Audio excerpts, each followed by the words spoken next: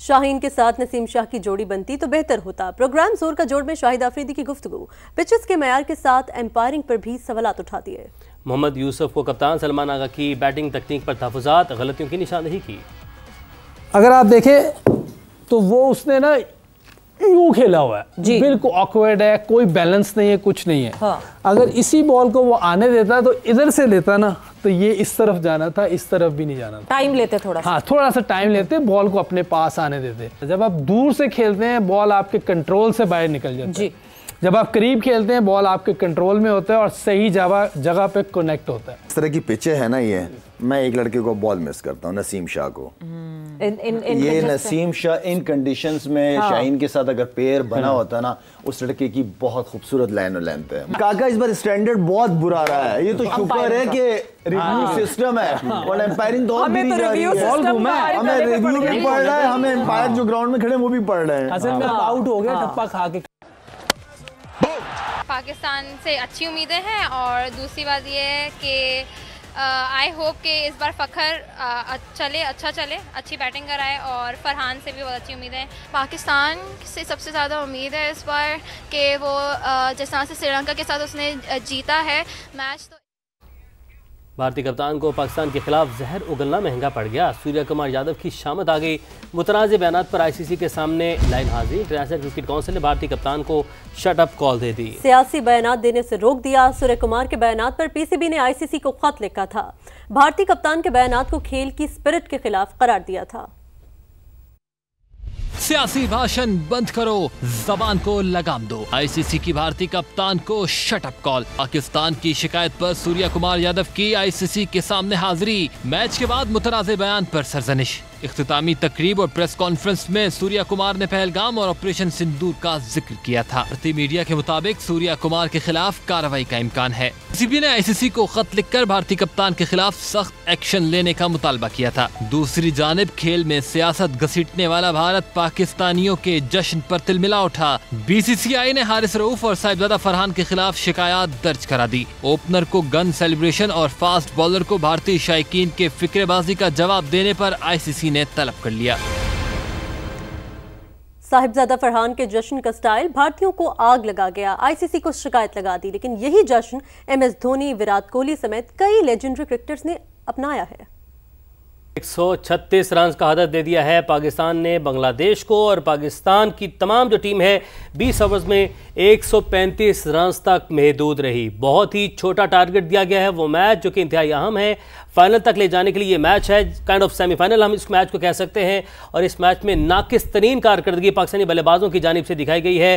ताश के पत्तों की तरह हमारी विकेटें जो हैं वो बिखर कर रह गई। बातें बड़ी थी, दुकान ऊंची है और पकवान जो है वो फीके निकले हैं। दावे जो है वो बहुत बड़े बड़े थे। बातें थी स्ट्राइक रेट की और बातें की थी जदीद मॉडर्न क्रिकेट के हवाले से, लेकिन नतीजा यह है कि 20 ओवर्स में बांग्लादेश जैसी टीम के खिलाफ सिर्फ 135 रन हम बना सके। पाकिस्तान क्रिकेट टीम की परफॉर्मेंस से शायकीन क्रिकेट नाला है। शदीद मायूसी का इजहार करते हुए टीम सिलेक्शन पर सवालात उठाती है। इससे तो अच्छा था बाबर आजम और रिजवान को डालते हैं। स्ट्राइक रेट की बात करते हैं, जो टीम बनाई है उनसे तो किसी को स्ट्राइक रेट भी अच्छा नहीं। जो फिलहाल जो टीम चल रही है, खेलना आता नहीं, पता कैसे खेलते हैं। छोटी छोटी टीम के सामने भी हार जाते हैं, हमें शर्मनाक कराते हैं। इन सब की परफॉर्मेंस जो है ना बिल्कुल जीरो है। अब इनसे कोई उम्मीद नहीं रखी जा सकती। लास्ट मैच देख लें, हुसैन तलत की जगह कोई नहीं बनती, हसन नवाज की जगह बनती थी, लेकिन उन्होंने खिला दिया है। अब जब परफॉर्मेंस बेस पे सिलेक्शन होगी फिर तो कोई कह सकते हैं। ऐसे तो बस इनकी खुद की बनाई हुई टीम है। असल में पाकिस्तान की जो सिलेक्शन टीम है उसकी गलती है कि उन्होंने जो सीनियर प्लेयर्स हैं उन्हें निकाल दिया, जैसे बाबर आजम हो गया। जैसे का ताल्लुकात की ऊंची उड़ान। वज़ीर-ए-आज़म शहबाज शरीफ की आज व्हाइट हाउस में सदर डोनाल्ड ट्रंप से मुलाकात होगी। अमरीकी इंतजामिया ने तस्दीक कर दी। अहम मीटिंग में दो तरफा ताल्लुकात, तिजारत, सरमायाकारी पर बात होगी। बैनुल-अक़वामी और इलाकाई अमूर पर भी तबादला ख्याल किया जाएगा। मुलाकात में फील्ड मार्शल सैयद आसिम मुनीर भी शरीक होंगे। वज़ीर-ए-आज़म कल अक़वाम मुत्तहिदा की जनरल असम्बली से अहम खिताब करेंगे। फ़लस्तीन और मकबूजा कश्मीर के मज़लूम अवाम का मुकदमा दुनिया के सामने रखेंगे। इलाकाई सलामती, दहशतगर्दी और इस्लामोफोबिया पर भी बात करेंगे।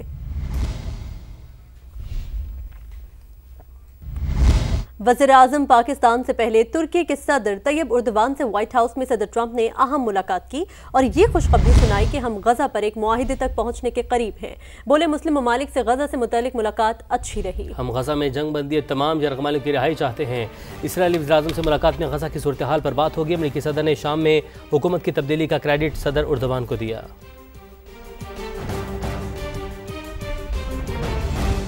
पीपल्स पार्टी हमारी इत्तेहादी मगर अफसोस, पंजाब के सैलाब पर सियासत।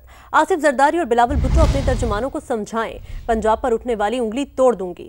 वज़ीर आला मरीम नवाज बरस पड़ी, बोली बेनज़ीर इनकम सपोर्ट प्रोग्राम से तो सिर्फ 10,000 मिलते हैं, यहाँ लाखों का नुकसान हुआ है। मुफ्त मशवरे आ रहे हैं कि बैरून मुल्क से मदद क्यों नहीं मांग रही। नवाज शरीफ की बेटी हूँ, किसी के आगे हाथ नहीं फैलाऊंगी। जनूबी पंजाब मेरे लिए बेटे जुनेद सफदर की तरह है। सिंध में आज क्या हाल है, इस पर अभी बात नहीं करना चाहती। हमारे एलाए हैं पीपल्स पार्टी, उन्होंने पंजाब में सैलाब के मामले में उन्होंने सियासत की। आसिफ जरदारी साहब मेरे बुजुर्ग हैं, बिलावल मेरा छोटा भाई ने जो पीपल्स पार्टी के स्पोक्स पर्सन है उनको समझाएं सिंध का क्या हाल है। मैं उस पर अभी बात नहीं करना चाहता। पंजाब में सैलाब आया है तो बात क्या हो रही है कि BISP के जरिए इमदाद दे लोगों को। भाई BISP को मैं तनकीद का निशाना नहीं बनाना चाहती, लेकिन BISP देता है 10,000 रुपया, जिसका लाखों का नुकसान हो गया। वो बेचारे 10-15 हज़ार रुपए से क्या करेंगे। मरियम नवाज ने एक सैलाब ज़दगान को 10 लाख रुपया देना। मशवरे आ रहे हैं रोज, क्यों दुनिया से इमदाद नहीं मांग रहे। मैं नवाज शरीफ की बेटी हूँ, इमदाद के लिए अपना हाथ कभी नहीं फैलाऊंगी। हर कोई उठता है तो पंजाब पे उंगली उठाता है। पंजाब के अवाम की तरफ उठने वाली उंगली मरियम नवाज तोड़ देगी। मैं south Punjab, north Punjab, central Punjab की वजीर आला नहीं हूँ। ये वो लोग करते हैं जो इक्तदार के भूखे हैं। सेंट्रल पंजाब मेरे लिए महनूर है, नॉर्थ पंजाब मेरे लिए मेहरुन्निसा है और साउथ पंजाब मेरे लिए मोहम्मद जुनेद है। और आज मैं यहाँ पर ऐलान करके जा रही हूँ, 1 महीने में एक बार मैं साउथ पंजाब में अपना CM सेक्रेटेरियल लगा के जाऊंगी। माजी में BISP की तारीफें करते थे नून लीग, बताए अब यूटर्न क्यों लिया। बिलावल भुट्टो का सवाल, एक बार फिर आलमी बरादरी से मदद की अपील का मुतालबा भी किया। कहा विफाकी हुकूमत अना छोड़े, अपनी पॉलिसी पर नजरसानी करे। PP चेयरमैन ने सिंध में गंदम के काश्तकारों को हारी कार्ड से सपोर्ट करने का ऐलान भी किया।